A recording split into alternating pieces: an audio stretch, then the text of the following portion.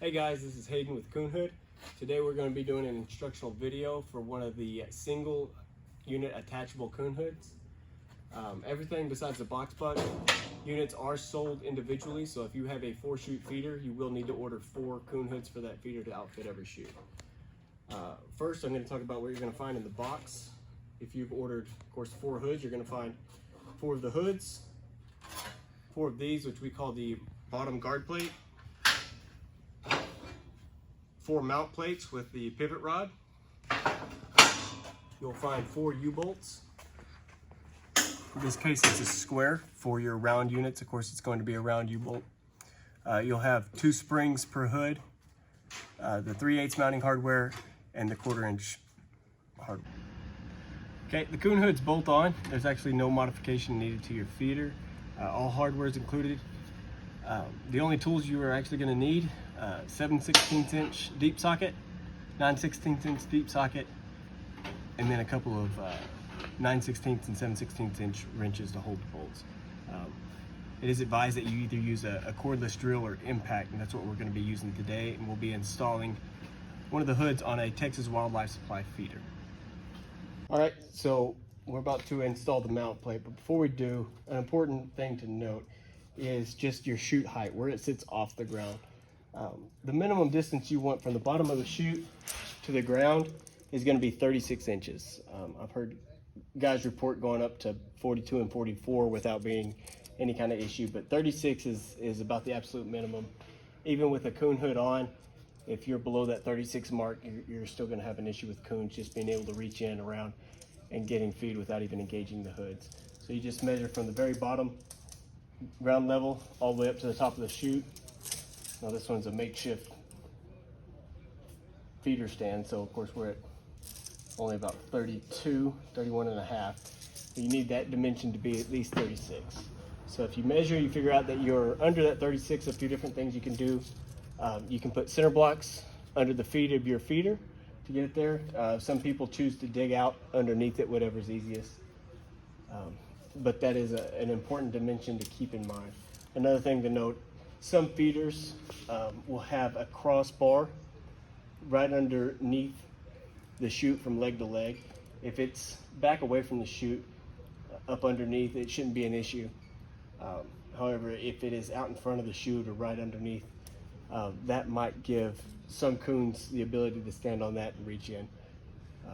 Before making any modification to your feeder, I would encourage you to put the CoonHoods on, see if they can get around it by standing on it. If so, you might need to cut that leg off or modify in a different way. Okay, so the first thing we're going to do is we're going to attach the mount plate. Of course, you'll need your mount plate. We're going to put the springs on first, and then you'll need your U-bolt and your 3/8" hardware. Put that right here. So one of the most confusing things that customers have most problems with is the orientation of the springs. Each of these springs are the mirror image of each other, so they're not the exact spring. You need to find 4 of each. You can see where the legs point right and the legs point left when laid flat. This is the way you're going to want to install them, so that whenever the hood closes, it's actually closing that spring. We're going to put these on first on each side, all the way. And then our U-bolt is going to slide from underneath, catching the leg. We're going to go outside the legs on each side, so that the legs are inside the U-bolt.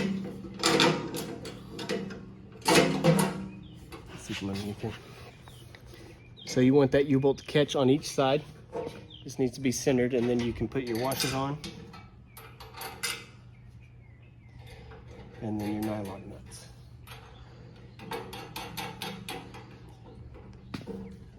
And using a 9/16" deep socket is the easiest way to do this. You're going to go a little bit on each side. You don't want to bear one side down all the way, bending the mount plate and messing up the U-bolt, so you go kind of back and forth.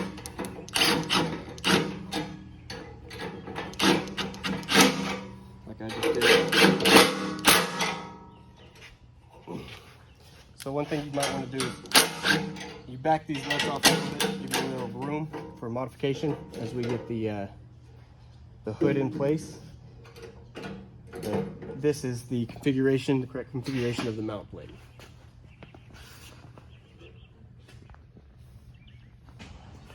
All right, so the next thing we're going to do is we're going to attach the hood to the mount plate.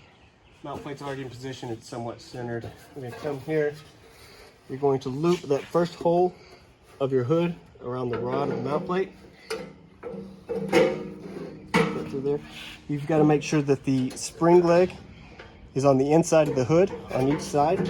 So once you get this side, you're going to then slide it over. You'll be able to get the other one inside. Realign this hole, slide the hood back to center. And that's where we need to be. Okay. After you get the hood on, we're going to come to the bottom guard. The bottom guard, the orientation is also a little bit confusing for most people. It's actually going to install this way, where the short piece of the guard inserts into the hood pointing forward. So if you want to go ahead and push your hood down, kind of get it oriented that way. When you've got it correct, we're going to then run one of these rods through the hole in the hood, through the hole in the guard. You'll see it right there in the middle. We're going to do the other side. Through the hole in the hood, hole in the guard. In this model, like we said, there's we're going to use a coupling nut to attach these two rods. Most other models is a simple single rod that you'll run through and attach the nut. So then we're going to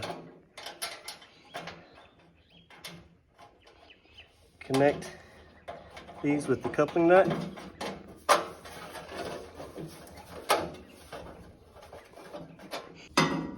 Okay, and then once we get the coupling nut started on one side, get it going on the other side, get that started. Once you got them started on both sides, you should be able to come up here in front, grab both ends of the nut with your wrench, your deep socket, tighten both those up.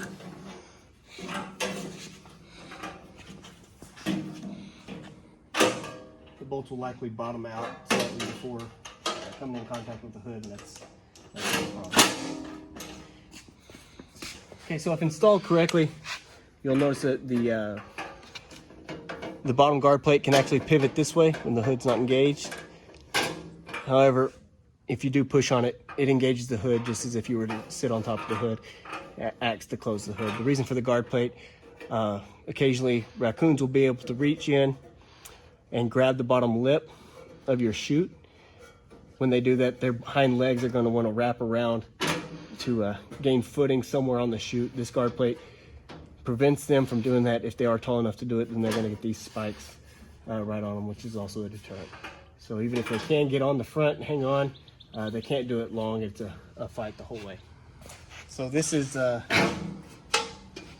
almost where we want to be. We need to come back here to the last tightening of this. We need to make any last minute modifications. The positioning of the hood, you want the hood as close to the opening of the chute as you can without it catching on the way down. If you push it, it pushes down without issue, then you know you're in the right position and minimize that gap.